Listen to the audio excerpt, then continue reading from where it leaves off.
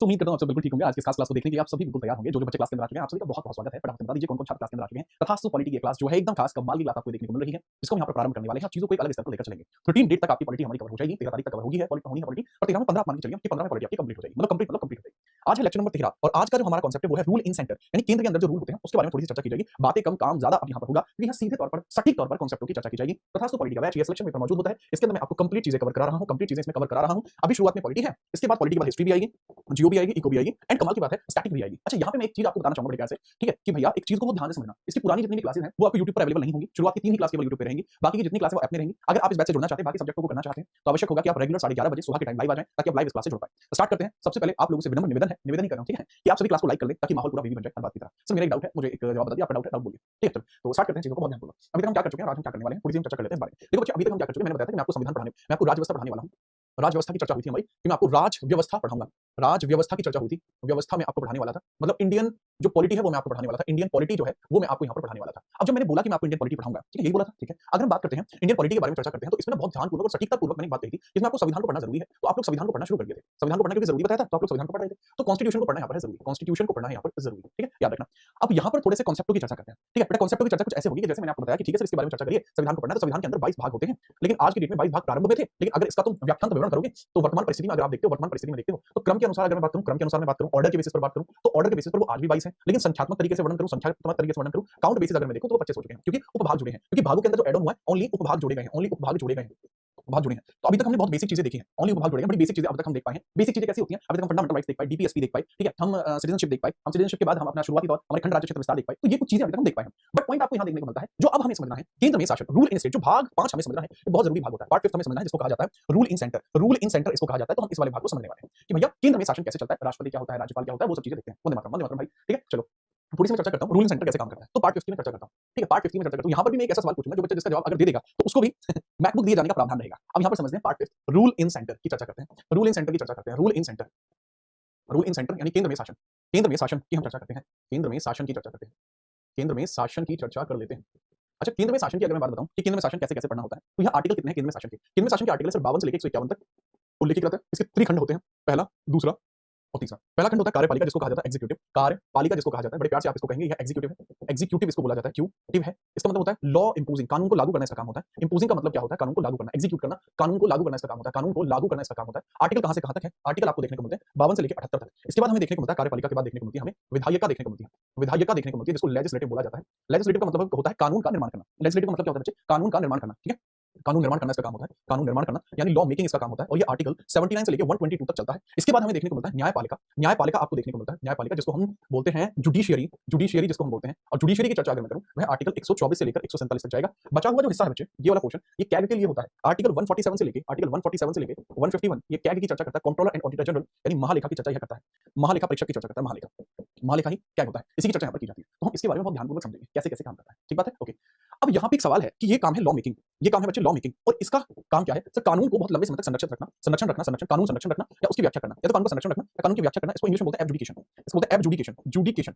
अब किस हिस्से में कौन कौन आएगा, कौन कहां पे रहता है, ठीक है, चलो नहीं, ये 79 से 122 होता है, 123 नहीं होता। 123 जो हिस्सा होता है वो एग्जीक्यूटिव का हिस्सा होता है, जो 123 हिस्सा है वो एग्जीक्यूटिव का है हमेशा से, ठीक है, याद रखिए। और इस बारे में भी जो प्रकाश है वो मैं पहले भी डाल चुका हूं, बहरहाल एक बार और इस पर चर्चा कर लेता हूं। कार्यपालिका में आपको देखने को मिलता है कौन कौन होता है, पहला होता है प्रेसिडेंट, प्रेसिडेंट का मतलब होता है राष्ट्रपति, आपको देखने को मिलेगा।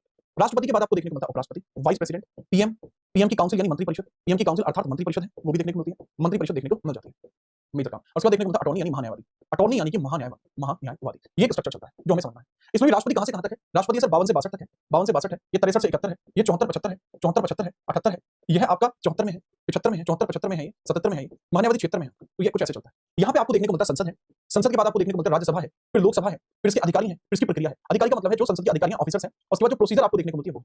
देन आपको देखने को मिलती है जो जुडिशियरी, जुडिशियरी में केवल एक चीज है सुप्रीम कोर्ट, केवल एक चीज है जिसको बोलते हैं सुप्रीम कोर्ट। ये कुछ इसी प्रकार का विवरण है जो आपको यहाँ देखने को मिलता है। बात को बहुत ध्यानपूर्वक समझिएगा, ठीक है, याद रखिए।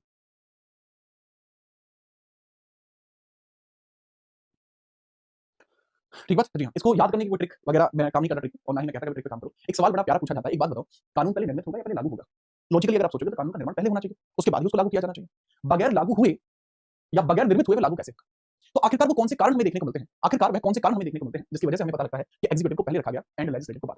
जो भी बच्चा इसका आंसर बताएगा मैं मान जाऊंगा। इसका आंसर आपको कहां देखने को मिलेगा, आपके पास अगर इसका आंसर है तो मुझे जरूर बताना, ठीक है। जो हमारा इंस्टाग्राम है जीताना.77 पे आप बताना और आपको एक बहुत बेहतरीन उपहार दिया जाएगा। अगर कोई आज ही इसका आंसर दे देता है तो मैं इस क्लास को लाइव ही छोड़, मतलब इस क्लास को यूट्यूब पर ही छोड़ दूंगा। ये भी एक तगड़ा काम है, इस क्लास को मैं यूट्यूब पर ही आपको छोड़ दूंगा, वो भी आप देखते रहना, ठीक है। आगे बढ़े, ट्रायल। ओके चलो, पहले ट्रायल नहीं होता किसी का भी, जनता है कोई ऐसा थोड़ी क्या है। चलो अब हम बात करते हैं थोड़ा सा इसी के बारे में। पहले मैं स्टार्ट करता हूं पार्ट 5 द यूनियन के अंतर्गत चीजें आपको मैंने बताई हैं। पार्ट 5 के अंदर थोड़ी थोड़ी बेसिक इंट्रोडक्शन अगर मैं एआई फॉर्मेट में देखता हूं तो वो कैसा है बताइए। एआई फॉर्मेट है संविधान का भाग 5 आपको देखने को मिलता है। आर्टिकल्स है 52 से 151 तक। विशेष फोकस किस पर किया जाता है? संघ की कार्यपालिका यानी यूनियन एग्जीक्यूटिव पर विशेष फोकस होता है, बट भाग इसके 3 है। यहां पर यूनियन एग्जीक्यूटिव के साथ साथ यूनियन लेजिस्लेटिव भी है और यूनियन जुडिशरी भी है। यूनियन लेजिस्लेटिव भी है, लेजिस्लेटिव भी है, मतलब है संघ विधायिका भी है। संघ विधायिका किस चीज से काम करती है? संघ विधायिका यानी संसद। एंड आपकी यूनियन जुडिशरी भी है। यूनियन जुडिशरी भी है जिसको कहा जाता है सुप्रीम कोर्ट, जिसको कहते हैं हम सुप्रीम कोर्ट जिसको कहा जाता है, मतलब इसको बोलेंगे संघ की न्यायपालिका जो सुप्रीम कोर्ट के द्वारा संभाली जाती है, ठीक है। चलो नोट कर लिया आपने, बढ़िया। जो नहीं चाहते यहीं पे आंसर कर लीजिए। नेक्स्ट हम बात करते हैं अगला सवाल क्या है। अगला इसमें हम सबसे पहले किसके बारे में शुरुआत करेंगे बच्चे? पढ़ने का तरीका यही है कि आर्टिकल 52 से 78 की तरफ बढ़ा जाए। तो तरीका होगा कि हम सबसे पहले 52 से 78 की तरफ बढ़ें और सबसे पहले हम बात करें यहाँ पर संघ की कार्यपालिका की, जो आर्टिकल 52 से लेकर 78 तक है। और उसमें मैं सबसे पहले बात करूंगा प्रेसिडेंट की, then vice president, prime minister, councils and महान्यायपति। तो मैं एक्जेक्टली सबसे पहले चर्चा करता हूँ प्रेसिडेंट की। सबसे पहले किसकी चर्चा करता हूँ? प्रेसिडेंट की करता हूँ, ठीक है। चलो ठीक है, करेक्ट है प्रेसिडेंट, इसकी हम बात करते हैं। तो हेडिंग डालेंगे प्रेसिडेंट। मैं बता चुका हूं कि प्रेसिडेंट की आर्टिकल 52 से लेकर 62 तक जाते हैं, तो बेसिक इनकी व्याख्या करते हैं कि प्रेसिडेंट काम कैसे करता है। इस बारे में यहीं से चर्चा हो जाती है। तो सबसे पहले हम प्रेसिडेंट की चर्चा करना शुरू करते हैं। प्रेसिडेंट की चर्चा करना शुरू करते हैं, ठीक है। चलो सबसे पहले मैं इनके बारे में थोड़ी थोड़ी शॉर्ट में आपको बता देता हूं। President in brief, president in brief बता देता हूं, इन ब्रीफ बता देता हूं। ब्रीफ का मतलब होता है संक्षिप्त में, संक्षिप्त। पहले मैं प्रेसिडेंट को संक्षिप्त में बता देता हूं कि इसके आर्टिकल्स कौन से हैं। सबसे पहले आर्टिकल 52 में क्या है? राष्ट्रपति के पद की व्याख्या की है। राष्ट्रपति का एक पद होगा, ये बताया गया। राष्ट्रपति का पोस्ट बताया गया, राष्ट्रपति का एक पद होगा जो भारत में सर्वोच्च है, ये बताया गया। आर्टिकल 53 में बताया गया कि सब जो राष्ट्रपति होगा ना, ये राष्ट्रपति कार्यपालिका प्रमुख होगा, राष्ट्रपति कार्यकारी प्रमुख होगा, ये बताया गया। राष्ट्रपति कार्यकारी प्रमुख होगा, कार्यकारी प्रमुख होगा, प्रमुख होगा मतलब ये एग्जीक्यूटिव हेड होगा, एग्जीक्यूटिव हेड होगा, ये बताया गया। एग्जीक्यूटिव हेड होगा, ठीक है। ओके ओके नेक्स्ट आर्टिकल 54 में क्या देखने को मिलता है? आर्टिकल 54 में हमें पता लगता है राष्ट्रपति का इलेक्टोरल कॉलेज, निर्वाचन मंडल यहां बताया गया।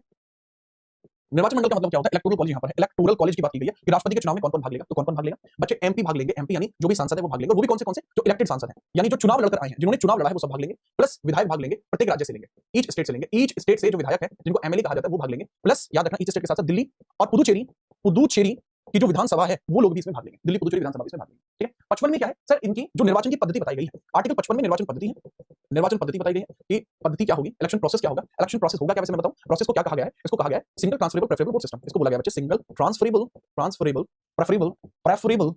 इनडायरेक्ट वोट सिस्टम इसको कहा गया है। इनडायरेक्ट वोट सिस्टम इसको कहा गया है। अगर मैं हिंदी में बताऊं तो इसको कहा जाता है एकल संक्रमणीय अनुपातिक मत प्रणाली। 56 में कार्यकाल है एकल संक्रमणीय प्रणाली, संक्रमणीय अनुपातिक प्रणाली, अनुपातिक अप्रत्यक्ष प्रणाली, अप्रत्यक्ष प्रणाली है, अप्रत्यक्ष क्या है? प्रणाली है। क्लियर है बच्चे? Okay sir. नेक्स्ट हम बात करते हैं आर्टिकल 56 में कार्यकाल है, 57 में पुनः नियंत्रित है। आर्टिकल 56 में क्या है बच्चे? कार्यकाल है यानी टेन्योर है, कितना होता है? 5 वर्ष का होता है। टेन्योर यानी कार्यकाल 5 वर्ष होगा। आर्टिकल 57 में री इलेक्शन है, क्या वो री इलेक्ट हो सकते हैं? री इलेक्ट एलिजिबिलिटी है, एलिजिबल है। तो पुनः अर्हता बोलते हैं इसके, पुनः अर्हता या अपने पद पर क्या ये पुनः अर्हता रखते हैं? क्या ये री अपॉइंट हो सकते हैं? Yes this is possible. Article 58 में है योग्यताएं, 58 में योग्यता है, एलिजिबिलिटी है, एलिजिबिलिटी है, ठीक है बच्चे। और 58 के बाद 59 जो देखने को मिलता है वो शर्तों की बात करता है, कंडीशन है, पद पर रहते हुए कुछ कंडीशन फॉलो करनी होती है, कंडीशन है। 60 में शपथ है, 60 में शपथ है, कौन दिलाएगा? सीजेआई दिलाता है, चीफ जस्टिस ऑफ इंडिया दिलाएगा ओथ। 61 में बताया गया महाभियोग, 61 में इंपीचमेंट है, इंपीचमेंट मतलब महाभियोग, पद से हटाए जाने की प्रक्रिया, महाभियोग को बोलते हैं इंपीचमेंट। 62 में पद मुक्ति, पद मुक्ति है, इसके बारे में चर्चा की जाती है कि पद मुक्ति कैसे कैसे, पद रिक्ति कैसे कैसे, कितने समय तक रह सकती है। ये सब चीजें आपको देखने को मिलती है राष्ट्रपति के बारे में। राष्ट्रपति का मैंने एक संक्षिप्त विवरण आपको देने का प्रयास किया पेपर के दृष्टिकोण से। अगर आपको ये बातें इसी क्रम में याद है तो बहुत अच्छी बात है। पेपर के दृष्टिकोण से आप इनको ऐसे ही याद रख लें तो आपको ये चीजें बहुत अच्छी याद हो जाएंगी। अब मैं इसमें से हर एक आर्टिकल को बहुत ही प्यार से समझाऊंगा ताकि आपको लगे कि इसमें आप बहुत ध्यानपूर्वक इन चीजों को समझ पाए, ठीक है। चलो ठीक बात, इनको बहुत ध्यानपूर्वक समझाऊंगा ताकि आपको समझ पाए। तो मुझे लगता है कि आज चाय नहीं मिली इस बात, ठीक है, बहुत बढ़िया। दानिश का कहना है यूट्यूब पे तथास्तु की वीडियो हिडन क्यों हो जाती है? क्योंकि यह सिर्फ लाइव की सीरीज है। अगर आप इसके लिए चाहते हैं कि आप इसकी वीडियो रिकॉर्डिंग देखें तो उसके लिए आपको पैसे देना पड़ता है, मैं कई बार बता चुका हूं। लल्ला लाइक कर दो, क्या जाता है बेटू कर दो भाई लाइक। आगे हम बात करते हैं, अगर आपने देखी है अगले पोर्शन की तरफ चलते हैं, थोड़ा अच्छा पॉइंट आपको देखने को मिलेगा। अब मैं एक एक चीज को यहाँ पर चर्चा करूंगा, वो बहुत बढ़िया तरीके से आपके लिए चीजों को क्लियर करेगी। आज भी अभी जम्मू कश्मीर के जो विधायक वो भाग नहीं लेते, ऐसा कोई प्रावधान अभी नहीं है। आर्टिकल 52 की चर्चा करता हूं। आर्टिकल 52 क्या कहता है? राष्ट्रपति का पद होगा, यही मैंने बताया, there shall be a post of president. तो राष्ट्रपति का एक पद होगा, भारत का एक राष्ट्रपति होगा, ठीक है, याद रखना। अनिवार्यता क्या है? यह पद अनिवार्य है, देश बिना राष्ट्रपति के नहीं रह सकता। स्थिति है वह भारत का प्रथम नागरिक होगा और संवैधानिक तौर पर सबसे ऊंचे पद पर होगा। वरीयता का क्रम है, यह भारत का सर्वोच्च पद है, इसके बाद उपराष्ट्रपति आते हैं। यह सिर्फ एक नोट पॉइंट है, यह सिर्फ एक नोट पॉइंट आपको देखने को मिल जाएगा। यही चीज हमें थोड़ी सी बताई जाती है, ठीक है। हमें पता लगता है दिस इज मैंडेटरी पोस्ट, ये होना ही चाहिए। और वह क्या होगा? President will be the first citizen and president will be the constitutional chief. आज एक और सवाल आपसे मैं पूछ ही लेता हूं। अगर कोई छात्र मुझे ये जवाब दे दे कि राष्ट्रपति पहला सिटीजन क्यों होता है, तो मैं उसको मैक दे दूंगा। मैक छोड़ो, मेरे पास मैक भी है, एक लैपटॉप भी है, जो आप चाहो वो मिल जाएगा। ये आप याद। सर अगर हम बैच लेते हैं, नहीं भाई मैं पूरे विषय पढ़ाता हूं। इसके बाद हिस्ट्री को यूट्यूब पे ऐसे लाइव देखेंगे, सिर्फ लाइव में। हिस्ट्री सिर्फ लाइव में ही रहेगी, उसके बाद वो रिकॉर्डिंग में नहीं रहती है, ठीक है। चलो आगे बात करें। गुड्डा होता है सर, नहीं ऐसा कुछ नहीं। तो ये चीज आपको पता लगी आर्टिकल 52 के बारे में, सिंपल है। आर्टिकल 52 आपको समझ आया। अच्छा यहाँ कुछ फैक्ट आपके बन सकते हैं। वर्तमान में कौन है, पहला कौन था, प्रथम मुस्लिम कौन है, पद पर रहते हुए किसकी मृत्यु हुई, ये कुछ एक सवाल बन सकते हैं। तो अगर मैं बात करता हूँ राष्ट्रपति के बारे में, कुछ एक सवाल बन सकते हैं। जैसे कि आपसे पूछा जा सकता है प्रथम कौन था इस पद पर, प्रथम राष्ट्रपति कौन रहे हैं बताओ। वर्तमान कौन है, वर्तमान राष्ट्रपति कौन है बताइए। वर्तमान कौन है, उनका क्रम क्या है। प्रथम महिला कौन थी राष्ट्रपति बनी, प्रथम महिला जो है वो इस पद पर बैठने वाली कौन थी, प्रथम मुस्लिम कौन बना? प्रथम मुस्लिम कौन बना? प्रथम सिख कौन बना? प्रथम सिख कौन बना? प्रथम सिख कौन बना जो इस पद पर बैठा? प्रथम सिख जो इस पद पर बैठे हो। और ऐसे व्यक्ति जिनकी पद पर रहते हुए ही मृत्यु हो गई वो राष्ट्रपति रहे। बात बताते हैं, ठीक है? देखो सबके बारे में बात बताता हूं, एक एक पॉइंट क्लियर करता हूं। प्रथम महिला आपको देखने को मिलती है प्रतिभा पाटिल। प्रतिभा पाटिल अगर मैं डिप्लोमेट्स की मानूं तो सबसे ज्यादा बेकार टेन्योर प्रतिभा पाटिल का ही रहा है, डिप्लोमेट्स का ऐसा कहना। प्रथम राष्ट्रपति की बात करूं राजेंद्र जी हैं, राजेंद्र प्रसाद जी बिहार के हैं, राजेंद्र जी और सर्वाधिक समय तक भी यही रहे, लॉन्गेस्ट भी यही है, प्रथम भी यही है और लॉन्गेस्ट भी यही है। वर्तमान की बात करूं तो वर्तमान में 15वें नंबर की है, 15वीं है द्रौपदी मुर्मू है। द्रौपदी जी आपको देखने को मिल जाएंगे, पहली जनजातीय महिला भी यही है और ये 15वीं है। पहले दलित कौन है? पहले दलित रामनाथ कोविंद पहले दलित है। प्रथम मुस्लिम की बात करूं जाकिर बाजी है, जाकिर हुसैन आपको देखने को मिल जाएंगे और इनकी पद पर रहते हुए मृत्यु भी हो गई थी, हुसैन आपको देखने को मिल जाएंगे। डाइड ऑन पोस्ट, ये पद पर रहते हुए मारे गए हैं, डाइड ऑन पोस्ट याद रखना, died on post, died on post, इनकी पद पर रहते हुए ही मृत्यु हुई है, डाइड ऑन पोस्ट। पहले से आपके ज्ञानी जेल सिंह है, ज्ञानी जेल सिंह भी आपको देखने को मिल जाएंगे, ज्ञानी जेल सिंह आपको देखने को मिल जाएंगे। इनके बारे में पूछा जाए पहला दलित, मैं बता चुका हूं कि जो आपको रामनाथ कोविंद को पहले दलित देखने को मिलते हैं। मेरे ख्याल से आपको ये सारे पॉइंट क्लियर हुए, ठीक है? याद रखना। अच्छा जो भी बच्चा मुझे इसका आंसर देना है पहले राष्ट्रपति वाली चीज का आंसर दे, तो थोड़ा दिमाग और बुद्धि दोनों चीजों का इस्तेमाल करना और बताना मुझे, ठीक है? बताना मुझे कि बच्चे इसके पीछे का कारण क्या है, कारण भी आपको बताना और उसमें आपका आना चाहिए, सिटीजन वाला पॉइंट आना चाहिए, ठीक है? झारखंड की राज्यपाल रह चुकी हैं द्रौपदी जी। द्रौपदी जी संथाल ट्राइब से रिलेट करती हैं और ये मयूरभंज डिस्ट्रिक्ट ऑफ उड़ीसा की हैं, याद रख सकते हैं। ये बातें जो मैं आपको बोल रहा हूं जब आप इसको रिकॉर्ड करते हैं तो उसमें आपको ये देखने को मिल जाती है। बढ़िया, नेक्स्ट हम आगे बढ़ते हैं, अगला पॉइंट इसमें क्या होगा, ठीक है? We are moving further. Sandeep Kumar बहुत दिन बाद मुझे यहां दिखाई दे हैं। संदीप मेरे पुराने प्लेटफॉर्म पे प्रमुख छात्रों में से एक रहे थे, कैसे हो संदीप? आगे मैं बात करता हूं आर्टिकल 53 के बारे में, ठीक है? चलो सबसे प्यारे आर्टिकल में से एक आर्टिकल 53 जो बताता है कि संघ की कार्यपालिका शक्ति राष्ट्रपति में निहित होगी। The power of the executive is vested in president. जो एग्जीक्यूटिव पावर है, कौन सी power? Executive power, executive power vest किसमें करेगी? Executive power that will be vested in president. समझे? इस शक्ति का प्रयोग वो स्वयं कर सकता है, अपने अधीनस्थ अधिकारियों से करा सकता है, लेकिन वास्तविक स्थिति को अगर हम बात बताते हैं तो राष्ट्रपति नॉमिनल प्रमुख होते हैं, वास्तविक शक्ति प्रधानमंत्री के पास है। इस शब्दावली को किस तरीके से जाना जाता है बच्चे? इस शब्दावली को कहा जाता है डिजूर। इस शब्दावली को डिजूर तौर पर याद रखना को मिलता है, ये लैटिन वर्ड है और वास्तविक हेड को बोला जाता है डी प्रैक्टो। ये भी एक आपका लैटिन वर्ड है और डी प्रैक्टो टर्म सीपीओ 2024 की परीक्षा में आ चुका है, सीपीओ 2024 की परीक्षा में आ चुका है, ठीक है? याद रखना। सर आपको बहुत मिस करता हूं, अरे भाई मैं तो यही हूं, मैं कहां गया हूं? नहीं, ठीक है? देखो बहुत सारे लोगों को लगता है बहुत कुछ लगता है, खैर छोड़िए, मैं फिर ऐसी टिप्पणी करूंगा जो बहुत भारी हो जाएगी। डिजूर और डिप्रैक्टो का मतलब क्या होता है? देखो डिजूर का मतलब होता है जो कानूनी तौर पर प्रमुख हो, डिप्रैक्टो का मतलब क्या होता है? जो वास्तविक तौर पर प्रमुख, ठीक है? इन दोनों ही चीजों को याद रखना। संघ की कार्यपालिका की शक्ति राष्ट्रपति में निहित होगी जो वेस्टेड होगी प्रेसिडेंट में, आर्टिकल 53। अब हम आर्टिकल 53 के सेकंड क्लॉज की भी चर्चा कर लेते हैं, वो भी बहुत जरूरी है। ये पहला क्लॉज है, आर्टिकल 53 का पहला क्लॉज है एग्जीक्यूटिव जो पावर्स, कार्यपालिका शक्ति है, ये आपका आर्टिकल हो जाएगा 53 प्रोविजन है। आर्टिकल 53 का 2 रक्षा बलों का प्रमुख कौन होगा? डिफेंस फोर्सेस के हेड कौन होंगे? प्रेसिडेंट रक्षा बलों के सर्वोच्च कमांडर होते हैं, याद रखना। President will be ex officio chief, president will be ex officio chief of defence. Defence के एक्स ऑफिशियो चीफ होंगे, ये बात भी थोड़ी याद रखना। प्रेसिडेंट क्या होंगे? एक्स ऑफिशियो चीफ होंगे, याद रखना। तीनों सेनाओं के प्रमुख होंगे, थल सेना, वायु सेना और नौसेना के प्रमुख होंगे। इन सभी के सर्वोच्च कमान राष्ट्रपति के पास होती है, बट वो एक्स ऑफिशियो होती है। एक्स ऑफिशियो का मतलब होता है पदेन है, ऑफिशियो होती है पदेन है, पदेन मतलब है इनका हिस्सा तो नहीं है पर प्रमुख है। जय महेश। सर फंडामेंटल राइट से पहले ही फंडामेंटल राइट पहले ये बता दीजिए। एक बहुत अच्छा सवाल है, इस ट्रिक क्वेश्चन का आंसर मैं दे देता हूं, ठीक है? चलो ट्रिक क्वेश्चन ये होता है कि फंडामेंटल ड्यूटीज को, जो मूल कर्तव्य है, इनको डीपीएसपी के बाद क्यों रखा गया? इनको फंडामेंटल राइट के बाद फंडामेंटल ड्यूटी क्यों नहीं रखी गई? कारण बताता हूं। बच्चे फंडामेंटल राइट न्याय संगत है, इनके लिए आप कोर्ट जा सकते हो, पर फंडामेंटल ड्यूटी के लिए कोर्ट नहीं जा सकते। तो ये दोनों एक भाग में नहीं हो सकते, क्योंकि भाग ही होते हैं जो विधि सम्मत होते हैं, विधि सम्मत नहीं होते। क्योंकि डीपीएसपी भी नॉन जस्टिफिकेबल है, एफडी भी नॉन जस्टिफिकेबल है, तो ये एक पार्ट में आ सकते हैं। आगे बात करते हैं। कोई भी डाउट हो क्लास में पूछो, मैं वो नहीं हूं जो मुझे कहीं से पढ़ के बताना पड़े।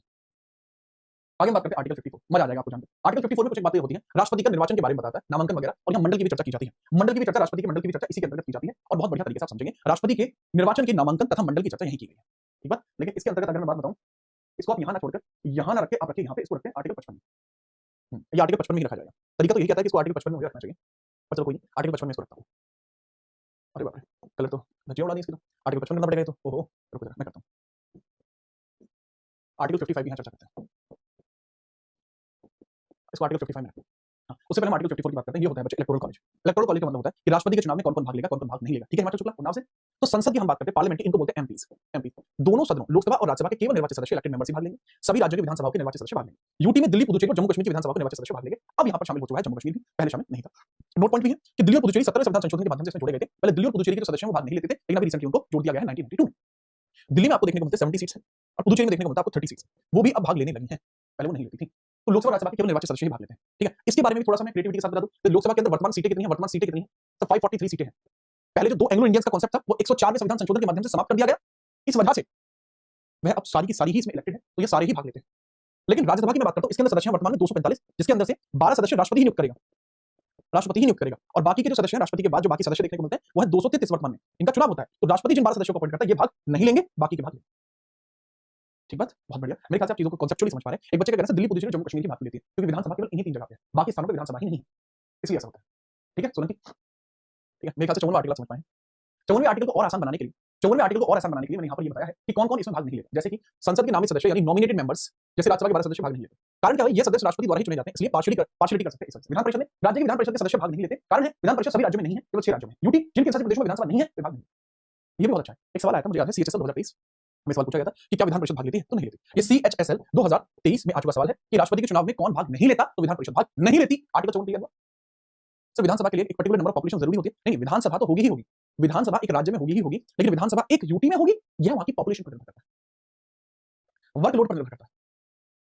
ठीक बात, नोट है? ठीक है। विधान परिषद भाग नहीं लेती, मैं बता दूं कौन भाग नहीं लेता। नामांकित सदस्य जो जैसे राज्यसभा के बारे में भाग नहीं लेते, विधान परिषद भाग नहीं लेती, और यूटी भाग नहीं लेती। जहां विधानसभा है वो भाग लेती। बेटा बहुत प्यारे तरीके से समझ में आया होगा, मैं आपको सच बता, बहुत प्यारे तरीके से समझ में आया। आगे बात करते हैं। आगे आर्टिकल 55 राष्ट्रपति का निर्वाचन, यह प्रक्रिया है। पहला पॉइंट आता है कि राष्ट्रपति की निर्वाचन प्रक्रिया कहां से ली गई है, तो राष्ट्रपति की निर्वाचन प्रक्रिया ली गई है आयरलैंड से। जो आपका राष्ट्रपति का निर्वाचन नामांकन है, पहले नॉमिनेशन अलग है, मैं आपको बता दूं। Election procedure president, election procedure की बात करते हैं, इलेक्शन प्रोसेस की बात करता हूं, इलेक्शन प्रोसेस की बात करता हूं, और नॉमिनेशन की बात करूंगा, नॉमिनेशन की बात। वैसे यह प्रक्रिया आयरलैंड से ली गई है। यह प्रक्रिया कहां की है sir? This is Irish provision, Irish है, आयरिश आयरलैंड का प्रोविजन है। अगर कल को एक व्यक्ति है, जैसे क्लास में हमारे क्लास में एक बच्चा है, इस बच्चे का नाम आप देखते हैं, जिसका नाम आप देखते हैं क्लास के अंदर, बढ़िया बच्चा है ये, और इसका नाम है आपका, कौन सा बच्चा लूं, कुछ मजबूत वाला लेना पड़ेगा, ठीक है, कई दिन से बहुत नॉर्मल बालक आ रहा है। कौशल को ले लेते हैं, कौशल को ले लेते हैं, कौशल को। तो कौशल है, कौशल है या कौशल्या है, शायद कौशल है। तो यह कल को अगर कहता है कि इसको चुनाव लड़ना है, तो कैसे चुनाव लड़ पाएगा? सर इसको क्या चाहिए होते हैं? सर इनको 50 प्रपोजल चाहिए, कम से कम 50 प्रस्ताव चाहिए, सांसद या विधायक दोनों में से कुछ भी हो सकते हैं, लेकिन मेजरली कोशिश की जाती है कि वो सांसद ही हो, विधायक ऐसे नहीं हो। मतलब कोशिश की जाती है वो सांसद ही होने चाहिए। कम से कम 50 समर्थक चाहिए होते हैं, अप्रूवल होते हैं, जो सांसद ही होते हैं। मैं इनका कॉन्सेप्ट बताऊंगा क्या है, पूरी प्रक्रिया बताता हूं, ठीक है, बताता हूं पूरा तरीका क्या होता है, यहाँ के थ्रू मुझे बताना पड़ेगा। अब मान के चलो यह जो बच्चा है, यह व्यक्ति है, ठीक है, यह राष्ट्रपति का चुनाव लड़ना चाहता है, ये राष्ट्रपति चुनाव लड़ना चाहते हैं, तो इनको क्या चाहिए? एक लेटर चाहिएगा।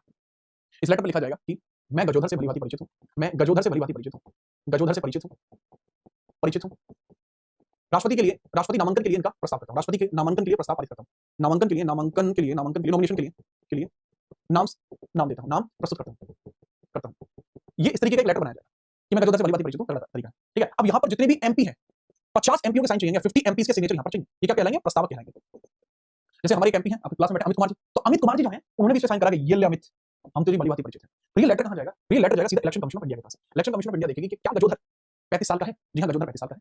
दूसरा कि क्या गजोधर राष्ट्रपति के चुनाव के लिए योग्य है? जी हां, गजोधर योग्य है। तो इलेक्शन कमीशन ऑफ इंडिया इसको अप्रूव करेगी। अगर अप्रूव करती है तो अप्रूव करने के बाद ये सीधा कहां पहुंचेगा? तो ये संसद में पहुंचेगा। संसद में जैसे ही पहुंचता है तो यहां पर फिर से यह पेश किया जाएगा, संसद में इसको पेश किया जाएगा। दोबारा से ये ऐसे कि इलेक्शन कमीशन ऑफ इंडिया लिखेगा कि हम गजोधर को प्रमाणित करते हैं कि गजोधर चुनाव लड़ सकता है, ये सब चीजें होंगी। फिर इसके ऊपर 50 और सांसदों के सिग्नेचर चाहिए, 50 और सांसदों के सिग्नेचर चाहिए, जिनको कहा जाता है सेकेंडर्स कहा जाता है, या प्रस्तावक और अनुमोदक चाहिए होता है। अनुमोदक करना, अप्रूवर बोलते हैं, अनुमोदक चाहिए होंगे, इनको अप्रूवर बोलते हैं, अप्रूवर। फिर अगर यहां से अप्रूव होता है तो election commission of India Gajodhar को चुनाव में कंटेस्टेंट मान लेती है। फिर गजोधर से मांगे जाते हैं, चलो गजोधर 15,000 रुपए दे। सिक्योरिटी डिपॉजिट कितना होता है राष्ट्रपति के चुनाव में? सिक्योरिटी डिपॉजिट होता है 15,000, ठीक है। अगर गजोधर 1/6 वोट नहीं एक्सेप्ट कर पाए, 1/6 वोट प्राप्त ना करने की दशा में, वोट प्राप्त न करने की दशा में क्या होगा? अगर 1/6 वोट प्राप्त नहीं करते तो जमानत जब्त हो जाएगी, तो सिक्योरिटी होल्ड हो जाएगी, जमानत जब्त हो जाएगी, जमानत जब्त। बात समझ में? ये पूरा कांसेप्ट होता है। 50 प्रस्तावक, 50 अनुमोदक, जमानत जब्त हो जाएगी, सिक्योरिटी डिपॉजिट होल्ड हो जाएगी। ये है निर्वाचन का नॉमिनेशन। चलो जी, रेडी हो? चुनाव के लिए रेडी हो? हम राष्ट्रपति के चुनाव के बारे में बताते हैं।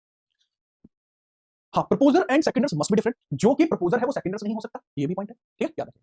अब हम बात करते हैं कि भाई इसके बाद प्रक्रिया आखिरकार होती है। प्रक्रिया की हम बात कर लेते हैं सर। यह प्रक्रिया आयरलैंड से ली गई, 55 चल रहा है, और ये इंडायरेक्ट इलेक्शन होता है, जनता सीधे वोट नहीं करती है। प्रक्रिया के घटक होते हैं, प्रोपोर्शनल रिप्रेजेंटेशन होता है, सिंगल ट्रांसफरेबल वोट होती है, उसमें सीक्रेट बैलेट का यूज किया जाता है। संशोधन इस प्रणाली को बदलने के लिए विशेष बहुमत और सभी राज्यों की सहमति चाहिए। अगर आप राष्ट्रपति की निर्वाचन प्रणाली में कोई भी संशोधन करना चाहते हो, ठीक है, चलो, तो ये कहां पर है सर? संशोधन क्या, अमेंडमेंट की चर्चा करते हैं कि अगर इसमें कभी अमेंडमेंट करना पड़े तो इसके अमेंडमेंट के लिए क्या चाहिए? Special provision, special majority plus state consent इसमें चाहिए, कंसेंट इसमें चाहिए। इन दोनों चीजों की जरूरत पड़ती है, special majority plus state consent, ठीक है, याद रखिए, सिंपल सी बात है। अब इसमें डायरेक्टली जनता वोट नहीं करती, सिर्फ आपको याद रखना सिंगल ट्रांसफरेबल, एक पॉइंट याद रखना, बाकी चीजें छोड़ो। Single transferable, preferable vote system, indirect vote system, होता है वोट सिस्टम।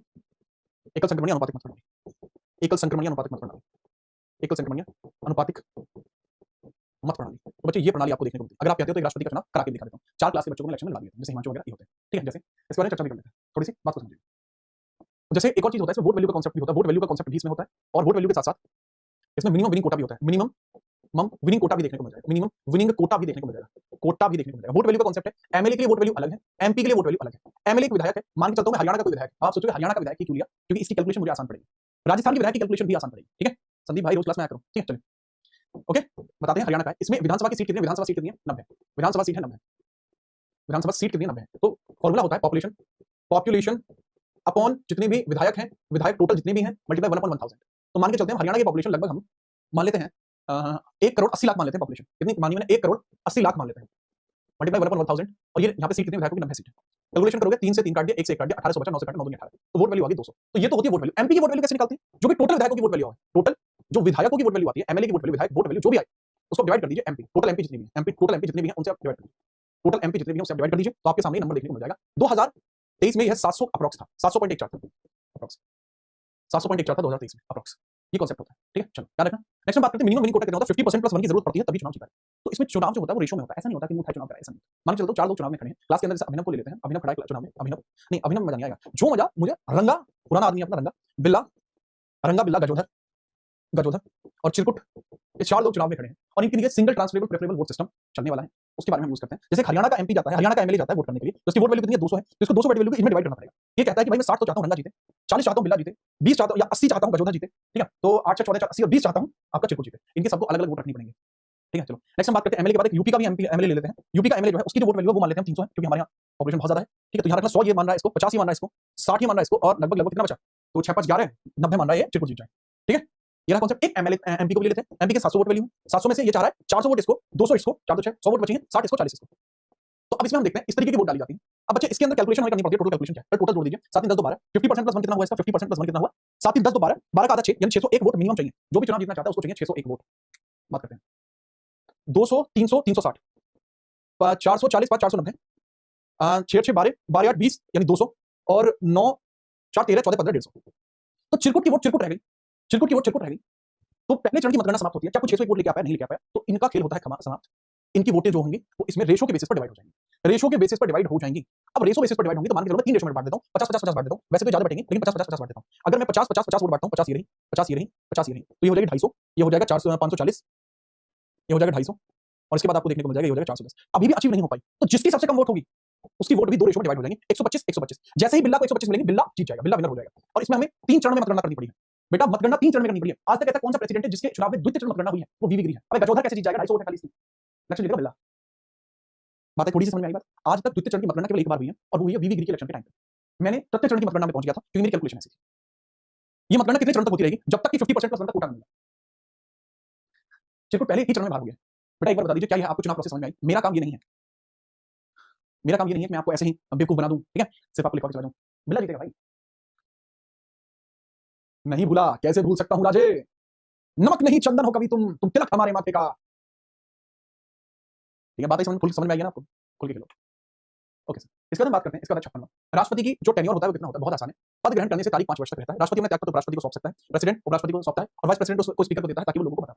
कार्यवाहक एक्टिंग पे यदि पद खाली हो तो उपराष्ट्रपति कार्यभार संभालते हैं, यदि उपराष्ट्रपति भी ना हो तो सुप्रीम कोर्ट के मुख्य न्यायाधीश पद संभालते हैं। यह प्रोविजन शुरुआत में नहीं था, यह प्रोविजन 1969 में बनाया गया, यह प्रोविजन 1969 में बनाया गया, 1969 में यह बना। हुआ क्या था कि 1969 में क्या होता है, फखरुद्दीन अली अहमद की हो जाती है मृत्यु, पद पर मृत्यु हो जाती है फखरुद्दीन अली अहमद की, उनके स्थान पर बैठते वीवी गिरी जो उस समय राष्ट्रपति, उनको चुनाव लड़ना था राष्ट्रपति का, वो भी हट गए, वो भी हट गए, ठीक है। क्या बहुत सिंपल है, व्हाट इज द टेन्योर और term of the president that is considered to be the 5 years and if he have to present his resignation then he will choose the vice president to give his resignation, ठीक है। मैं समझता हूं आप समझ पाएंगे, ठीक है। चलो आगे बढ़िए। 57वें नंबर के बाद 57वें नंबर का सवाल, पुनर्निर्वाचन, री इलेक्शन। कोई व्यक्ति जो राष्ट्रपति है या रह चुका है वह पुनर्निर्वाचन के लिए पात्र है, जितनी बार चाहे उतनी बार चुनाव लड़ सकता है। बातें समझ, जितनी बार चाहे उतनी बार लड़ सकता है। सीमा क्या है, कितनी बार राष्ट्रपति बन सकते हैं इसकी कोई सीमा नहीं है, 2 बार से बाध्यता नहीं है। उदाहरण के लिए राजेंद्र प्रसाद एकमात्र राष्ट्रपति हैं जो 2 बार निर्वाचित हुए। देखो कोई बाध्यता नहीं है, दिस गोज दिस, आप जितनी बार चाहें आप उतनी बार चुनाव लड़ सकते हैं, ठीक है, याद रखेंगे, ठीक है भाई। टारगेट यूपीएससी आईएएस 5206 आप हमारी टीम में जुड़ जाएंगे, ठीक है।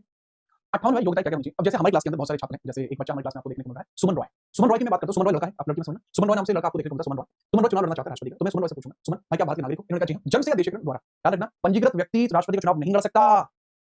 सर क्या अभी तक ऐसा कोई सीजीआई हुआ है? एम हिदायतुल्लाह ऐसे सीजीआई हुए हैं, चाहे तो लिख सकते हैं इस वाले पॉइंट में। अभी तक जो ये पद पर संभाला है गिरा, उदाहरण के लिए मोहम्मद हिदायतुल्लाह, 1969 की बात है, 14 मई के अंदर डेथ हुई थी, तब ये पद पर आए थे।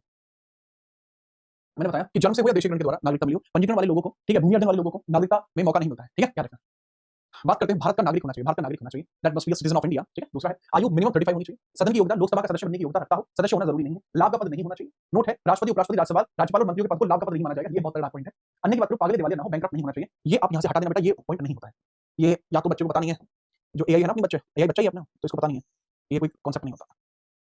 पागल दिवालिया का कांसेप्ट होता है, वो आर्टिकल इस वाले में नहीं होता, इस वाले आर्टिकल में वह देखने को आपको नहीं मिलता। लेकिन एआई में फिर इतनी समझ नहीं है ना बच्चे, अगर सब कुछ एआई कर लेगी तो मैं हूं। बात है समझ में, बहुत बढ़िया, याद रखें। तो यह चुनाव कुछ इस प्रकार से हो सकता है, सुमन रॉय तभी चुनाव लड़ सकता है जब ये सारी योग्यता उनके पास। बात है समझ में आपको? जी हां, क्लियर है, ओके सर। नेक्स्ट हम बात करते हैं इनकी पद के लिए कुछ शर्तें भी हैं, जैसे इनकी कुछ पार्लियामेंट्री मेंबर भी आपकी होनी चाहिए, जैसे कि संसद या किसी अन्य विधानमंडल के किसी भी सदन का पद वह धारण ना करने। यदि कोई सदस्य निर्वाचित होता है तो राष्ट्रपति पद ग्रहण करते हैं उसकी पुरानी सीट रिक्त मानी जाएगी। मतलब बहुत ही सरल तरीके से बताता हूं, पद के दौरान ये बहुत बहुत ही ज्यादा टफ हो जाएगा, मैं आपको ऐसे बता देता हूं। पद के दौरान या फिर पद पर रहते हुए पद पर रहते हुए लाभ का पद धारण न करें, पद पर रहते हुए लाभ का पद धारण न करें। अब समझिएगा क्या क्या कंडीशन है। पहली है पद पर रहते हुए सदन के सदस्य न बने, सदन सदस्य न बने, सदस्य न बने, पहला पॉइंट है। पद पर रहते हुए सदन के सदस्य नहीं बने। दूसरा है लाभ का पद पर रहते हुए लाभ का पद धारण न करने, लाभ का पद न धारण करने। अगला एक और है, इसी में एक शर्त है प्रेसिडेंट ऑफिस। प्रेसिडेंट ऑफिस की शर्त क्या है, कहां प्रेसिडेंट ऑफिस होना चाहिए, तो बताया जाता है president office supreme court, capital या पार्लियामेंट के पास हो, कैपिटल या ये पार्लियामेंट के पास होना चाहिए, पार्लियामेंट के पास हो। तो इसी बेसिस पर हम कह सकते हैं कि जो राष्ट्रपति भवन है हमारा वो दिल्ली में है, राष्ट्रपति भवन दिल्ली में है। इसी वजह से कहां है, दिल्ली में देखने को आपको मिलेगा। एक और पॉइंट भी है बच्चे, वैसे इसमें मैं आपको अगर बताऊं तो इस वाले आर्टिकल में एक पॉइंट और भी है, वेतन में कमी नहीं होगी, वेतन में कमी नहीं होगी, पद पर रहते हुए वेतन में कमी नहीं होगी, नो रिडक्शन इन सैलरी, वेतन में कमी नहीं होगी, नो रिडक्शन इन सैलरी, वेतन में कभी कमी नहीं होगी, there shall be no reduction in salary. ठीक है, अब जैसे अनुपम है, अनुपम को अगर आप देखते हैं तो अनुपम का भी एक जलवा है, हमेशा से रहा है, कह रहा है लाभ के पद पर हूं।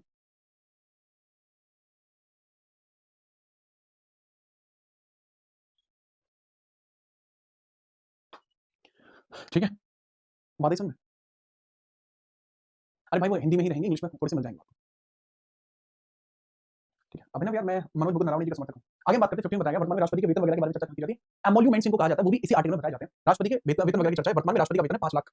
भत्ते और सुविधाएं, बिना किराया दिए शासकीय निवास का उपयोग, अन्य भत्ते और विशेष अधिकार जैसे क्या रहते हैं, पद के दौरान इनको हर एक जगह सारे ट्रैवल इनके लिए फ्री हैं, प्लस पदावधि के दौरान उनकी उपलब्धियां और भत्ते कम नहीं किए जा सकते, जहां चाहें वहां घूम सकते हैं, हर एक जगह इनके लिए फ्री है। लाभ का पद किसे कहते हैं, सरकार से जब आप किसी कार्य को करने के पैसे लेते हैं वो लाभ का पद है, या किसी कंपनी के अंदर सीईओ होते हैं तो लाभ का पद है। ठीक है, चलो क्या देखेंगे, ये आर्टिकल 59। अब आर्टिकल 60 की बात करते हैं, राष्ट्रपति की शपथ। बहुत प्यार से आप शपथ समझ जाएंगे। शपथ क्या होती है सर, राष्ट्रपति को शपथ भारत के मुख्य न्यायाधीश दिलाते हैं, चीफ जस्टिस ऑफ इंडिया के द्वारा शपथ दिलाई जाती है। कौन दिलाता है शपथ, राष्ट्रपति की शपथ को मुख्य न्यायाधीश सीजीआई शपथ दिलाते हैं। कि अनुपस्थिति अगर है, यदि सीजीआई अनुपस्थित है तो सुप्रीम कोर्ट के वरिष्ठतम जो भी न्यायाधीश होंगे, सीनियर मोस्ट जज होंगे, वो शपथ दिलाते हैं। शपथ का विवरण है, संविधान और विधि के परिरक्षण, संरक्षण और प्रतिरक्षा की शपथ लेता हूं। I will protect, preserve and defend the constitution until I will be on the post of the president. I took this oath. ये किया जाता है। बातें समझ में, क्या आपके दिमाग में थोड़ी बुद्धि में थोड़ी बात चल रही है कि क्यों शपथ दिलाई जाती है? ठीक है, चलो सर जी क्या ढंग से भाई चोखा काम चल रहा है, तुम बताओ क्यों करो है, ठीक चला काम। तो मैंने आपको बताया कि राष्ट्रपति की शपथ का सब्जेक्ट क्या होता है, सब्जेक्ट ऑफ ओथ क्या है। सब्जेक्ट ऑफ ओथ आपको क्या देखने को मिलता है, प्रेसिडेंट का सब्जेक्ट ऑफ ओथ। तो राष्ट्रपति शपथ को प्रोटेक्ट, संविधान को प्रोटेक्ट, प्रिजर्व और डिफेंड करने की शपथ लेते हैं। भारत की जनता की सेवा कल्याण में निरत रहना, मैं हमेशा ऐसे ही रहूंगा। I will protect, preserve and defend the constitution until be I am on this post, ये शपथ ली जाती है। बात समझ में, दिस इज आर्टिकल 60। आप इसका स्क्रीनशॉट ले लीजिए। क्या लेंगे आप, स्क्रीनशॉट इसका आप ले लेंगे ताकि आपको कोई समस्या इसमें ना आए।